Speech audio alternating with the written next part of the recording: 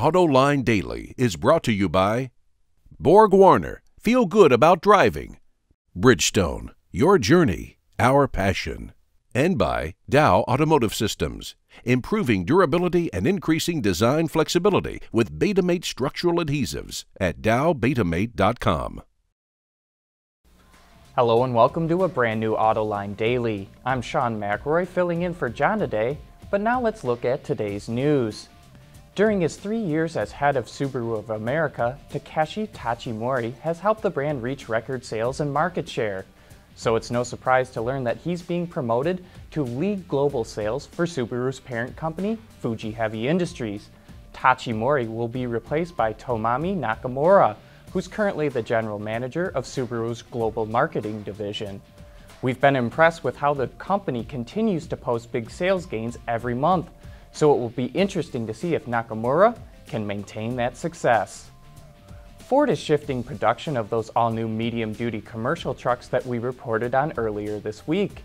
The Dearborn automaker will move production from Mexico to its assembly plant in Ohio and will also make a $168 million investment in the facility to get it ready. The shift will take place in the first quarter of next year. We've been predicting that propane would really start to catch on as a fuel for commercial trucks in the US market, and now it's starting to happen. That's because with bulk purchases, propane can be had for about $1.50 a gallon. At the NTEA conference this week, that's National Truck Equipment Association, UPS announced it will buy 1,000 Freightliner trucks that run on propane. The trucks are powered by a 6-liter V8 engine made by General Motors. The modifications and upfitting are done by a company called Powertrain Integration. 1,000 trucks is a huge order, and it shows that the propane revolution is getting underway. Do you remember this wild-looking crossover that Lexus showed off last year called the LFNX? Well, now we're getting word that the luxury brand will be making a production version based off that concept, and we'll call it the NX. It will slot in behind the RX and make its debut at next month's Beijing Auto Show. On Tuesday, we showed you a teaser image of Hyundai's new Sonata, and now the automaker is giving us a look at what its interior will look like. But still no details yet, so we'll just have to wait till we see the real deal later this month. Coming up next, a look at Kia's all-new luxury sedan, the K900. Dow Automotive Systems, driving solutions in automotive, commercial transportation, and aftermarket with innovative products like Betamate structural adhesives. Lighter, stronger, safer. dowbetamate.com. Kia's done a great job of reinventing the brand over the last several years, and that has a lot to do with head designer Peter Schreier transforming the look of its cars. Now the company is starting its next evolution by entering the luxury segment with its Hyundai Equus-based K900 sedan. Here's Seamus McElroy with a look at Kia's latest car.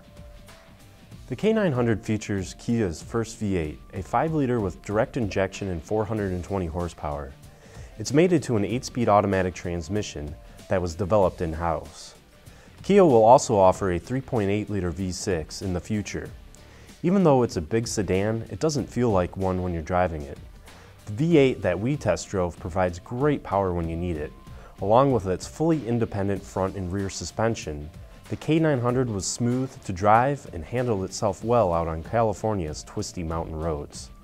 There are 3 different driving modes, but I found that it really didn't change the dynamics all that much. As you'd expect from a luxury vehicle, the interior is wrapped in leather and wood trim accents. Kia spent a lot of time reducing the NVH, and it really paid off because the K900 features one of the quietest interiors that we've tested. To help with its luxury cred, the VIP package includes rear seats that recline and climate controls that are integrated into the armrest. The infotainment display is not a touchscreen. Instead, you use a rotary control like BMW and Mercedes to select functions. This worked fine, but the placement of the rotary control isn't as comfortable as BMW's or Mercedes controls.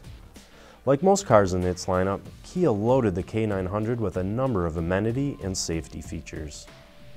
There are many safety features in the K900, including 8 airbags, front and rear, and even the rear passengers get rear side seat impact airbags.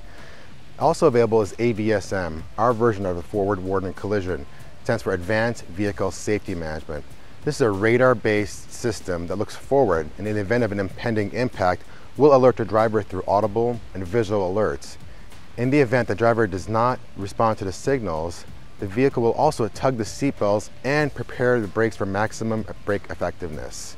The K900 V8 has unsurpassed levels of standard equipment, including Napa leather, standard LED headlamps, which are powered by 16 individual LED bulbs, typically $1,000 to $2,000 on competitors, standard on the K900. A full-length panoramic sunroof is standard as well.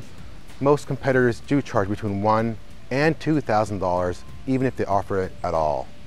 On the inside of the vehicle, standard navigation system with UVO e-services equips the K900 V8, as well as a 900-watt 17-speaker Lexicon audio system designed to surround occupants with outstanding music. And a tri-zone climate control system makes all our passengers comfortable. The V8 version carries a starting price of just over $60,000. Pricing for the V6 will be announced closer to its launch.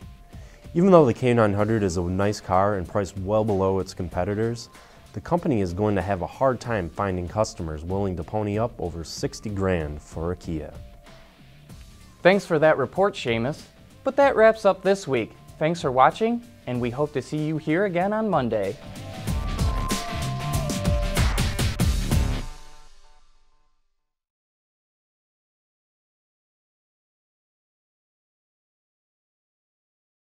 Wards is the industry leader for news, data, and analysis. That's why companies across the globe subscribe to our premium service, maybe even your own. Log in for subscriber access now. Check your company's intranet for details and rely on wardsauto.com to keep you informed.